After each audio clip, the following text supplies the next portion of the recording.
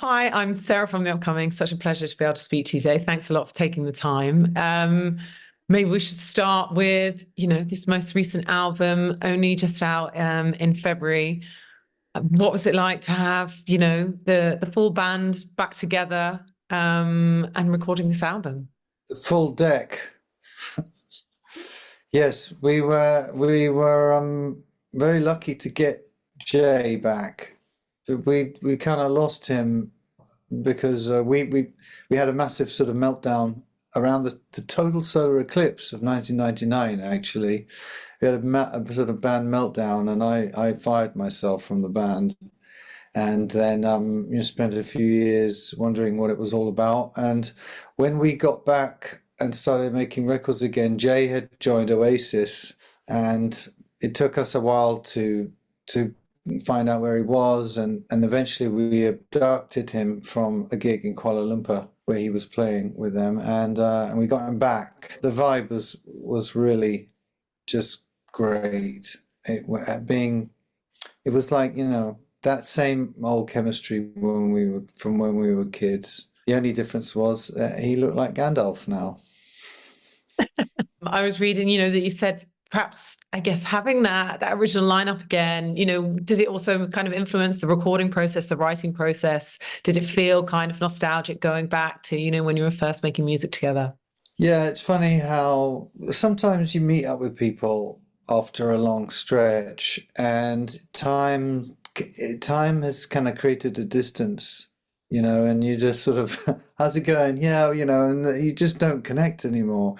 And other people, you just pick up where you left off. It's like, you saw them earlier that day, and it was the same sort of humor and a lot of the same stories, and it was great. It was great to catch up, and so much about being in a band is about chemistry, and so we had that at the gigs, and we were trying out new material, and we even got back with our old manager for a short time, and then we stopped working with him again.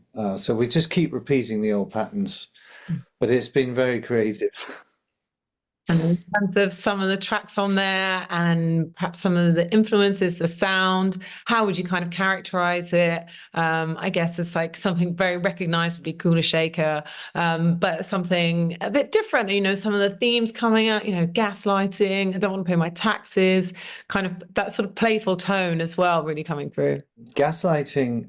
Well, I've become a sort of expert on narcissists, and it's like it's all part of this new sort of awareness of how messed up the world is, and narcissists, and their influence in your life, and how to identify them, and how to understand the patterns of their behavior.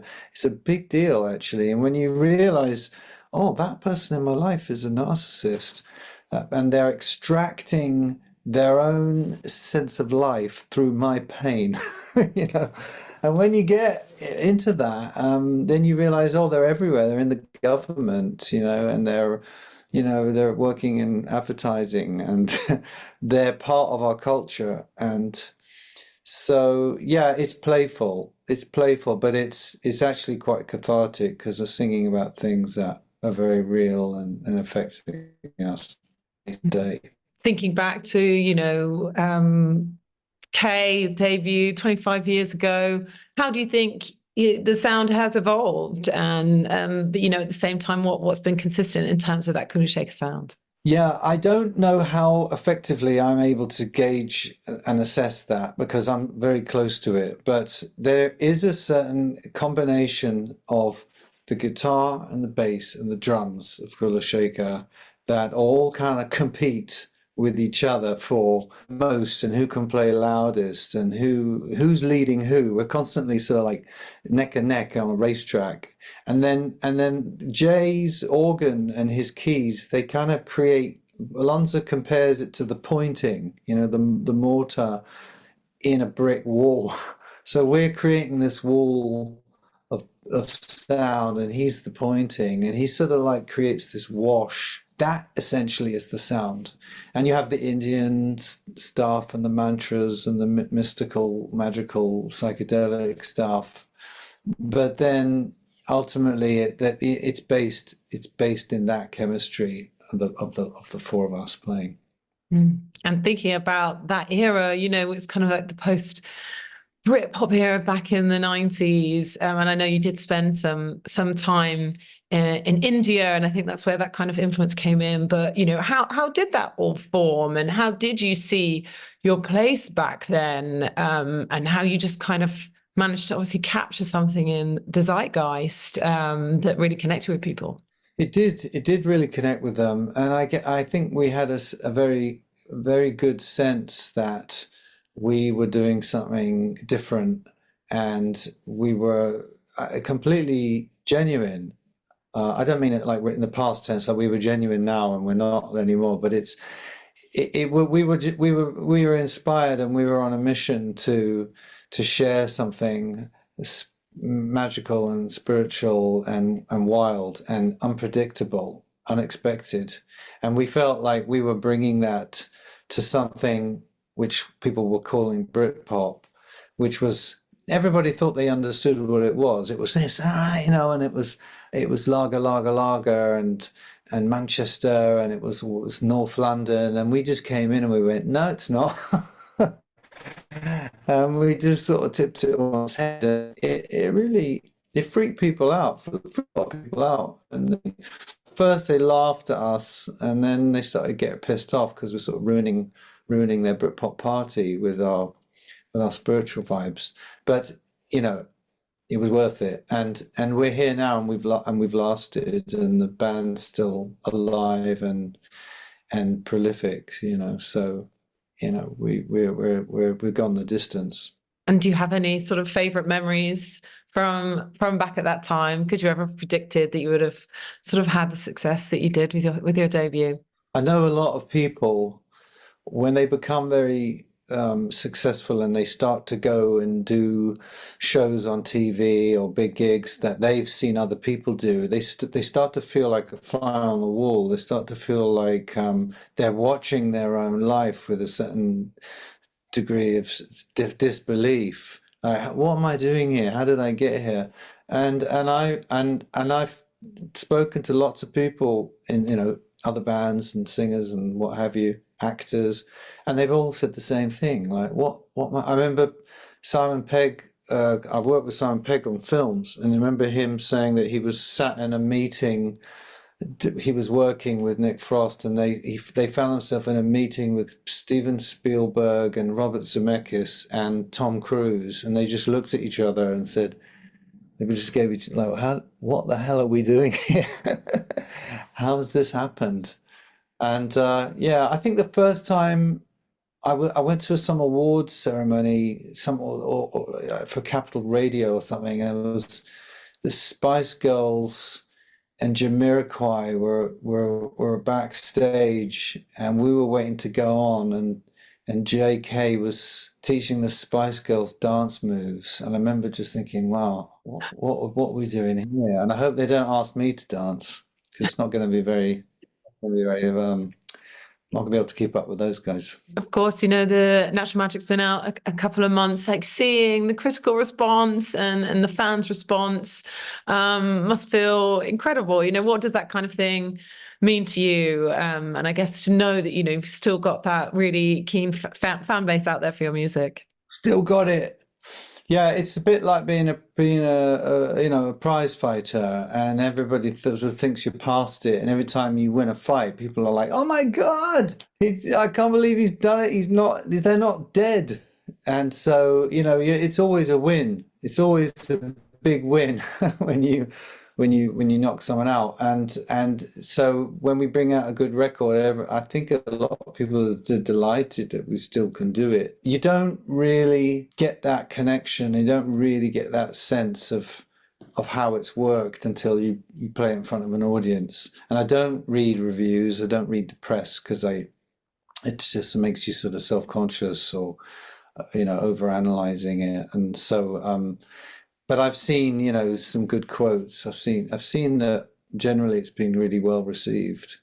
but that doesn't really do it for me. I need to see the audience, and that's why we're looking forward to the tour. The tour starts on April the 22nd in Cardiff, and then for the rest of the year, we're at it on and off. And what have you got in store for that tour? You know, what kind of mix are you going to do of the old stuff, the brand new material? How is it feeling, you know, in rehearsals? What are you most excited about? We're going to mix it up. A lot of this album sounds really good live, so we will be playing a lot of Natural Magic. But it all fits in with your Tappers and your Hushes and your Hey Dudes and your Govindas. It doesn't feel that really old stuff doesn't feel old. It feels as fresh as the new stuff, and we still enjoy playing it. But there's a lot of great songs on Natural Magic that we're looking forward to playing live, like Chura Liya, which is a great sort of Bollywood classic, and as you said, I Don't Want to Pay My Taxes, which seems to have struck a nerve with people. I can't think why.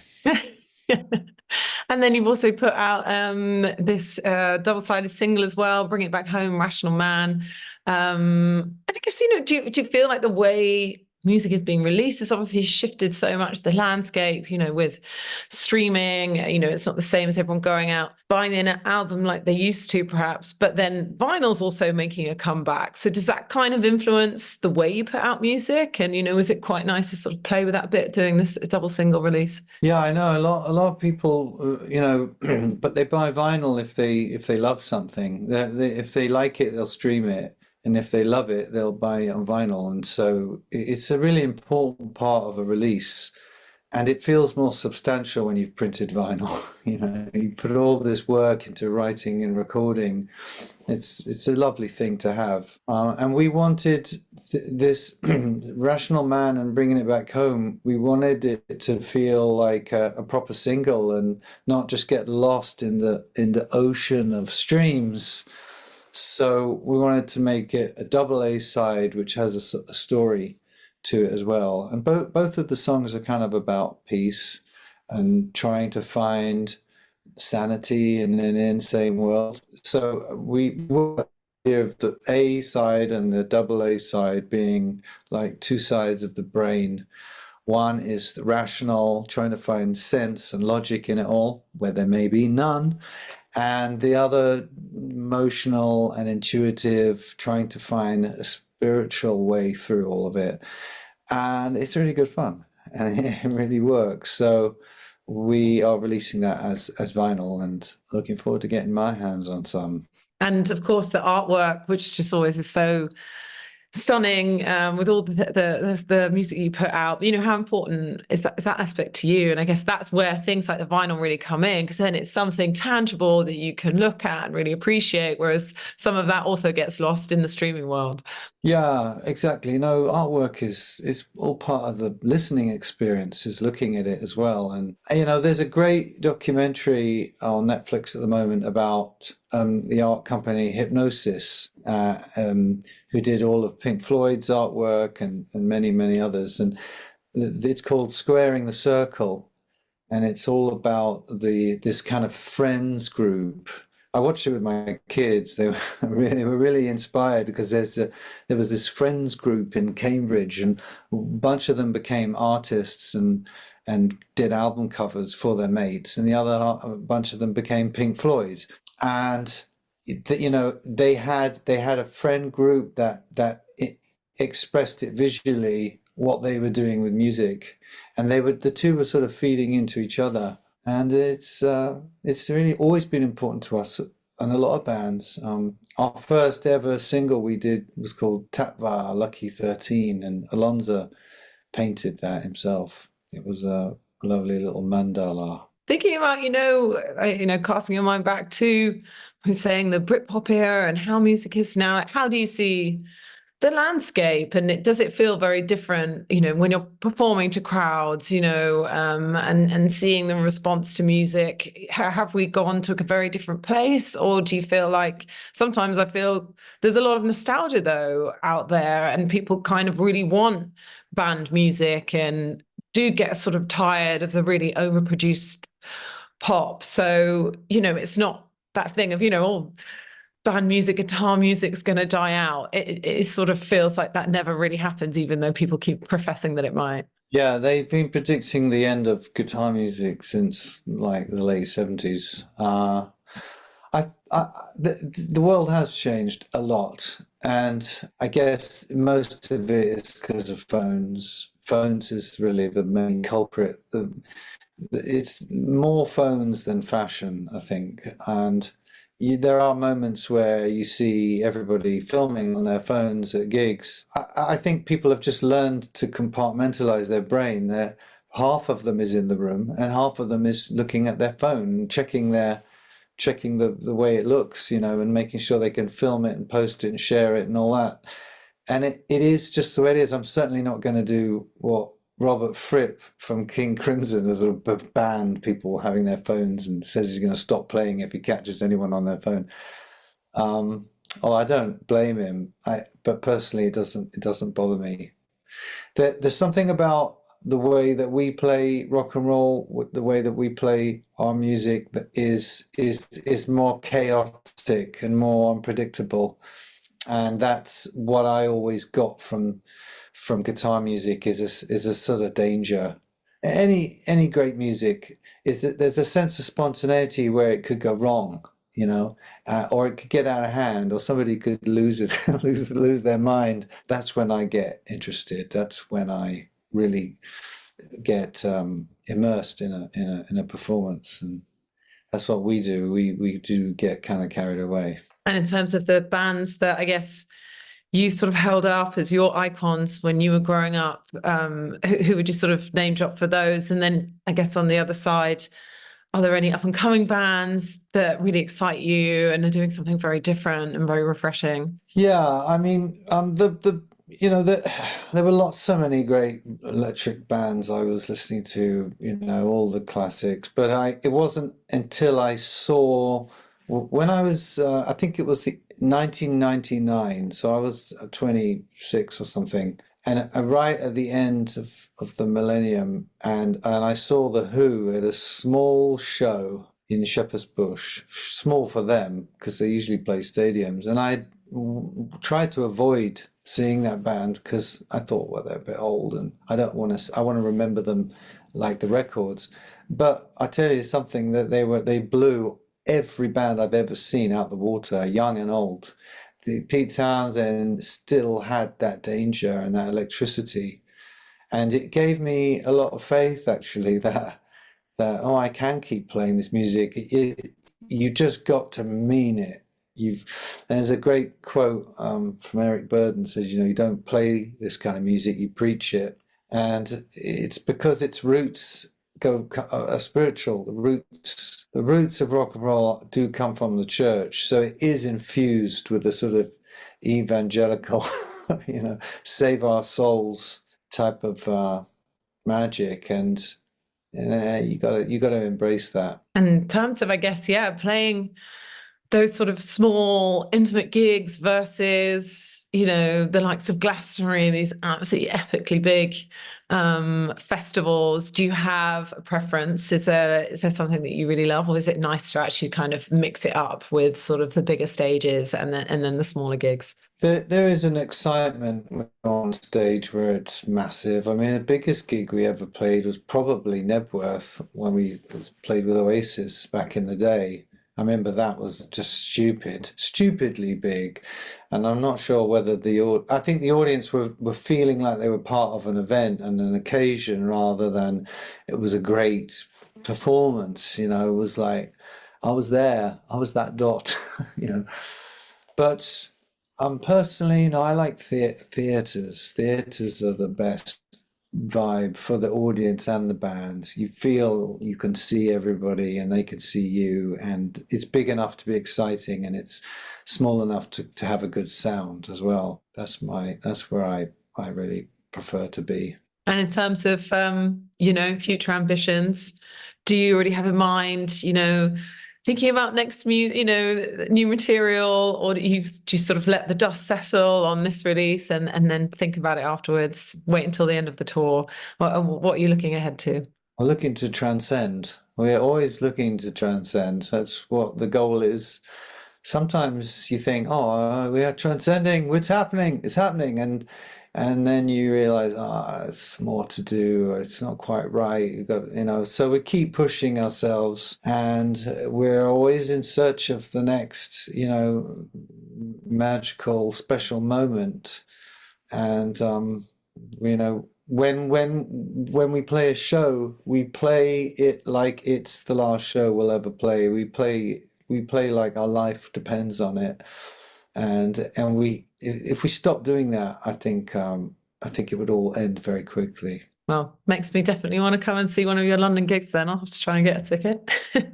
Thank you so much for sharing all that with me, and best of luck with the tour, and congratulations on the album and all the amazing response to it. Lovely to meet you. Thanks so much for having us on. Cheers. Bye. Bye.